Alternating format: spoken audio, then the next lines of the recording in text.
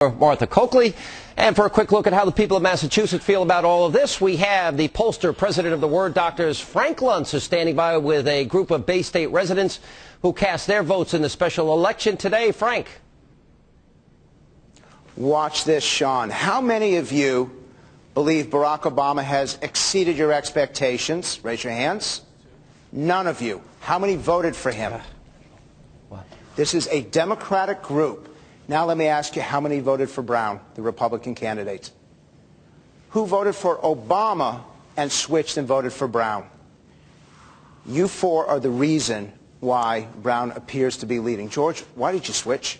I wanted to send a message. I'm a lifelong Democrat, and I think that they've been trying to shove this bill and this health care bill right down our throats without our Robert, why? It's a growing dynamic of a growing public sector that's being funded by a shrinking private sector, and the health care bill only exacerbates that. So for you, it's about health care? Yes. But you're one of the youngest people in this room. You're not going to need health care. I just lost my health insurance.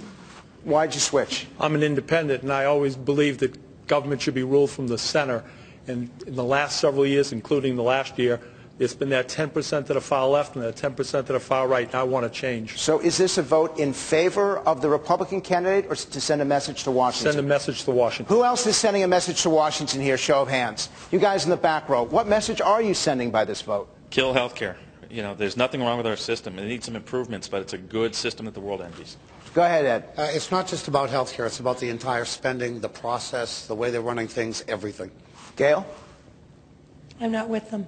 You're not with them? No, I'm not with them. But I thought you don't want to send a message to Washington. No, I didn't. I voted for Martha Coakley. I voted for Obama. Are you surprised that Coakley lost?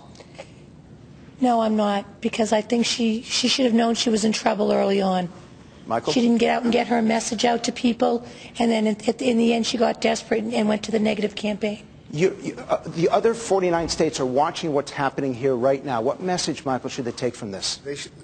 That the American people don't want one-party dominance, and that's what this is going to derail that. Ira? I'm a physician in this state, and I can tell you that many physicians are very angry, too, at what the Obama health care has been doing. First of all, there's no malpractice reform in there at all. There's nothing that changes the Medicare fix for physicians.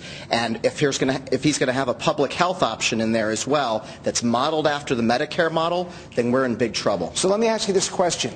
Right now, Senate Democrats are about to meet to decide what to do about health care.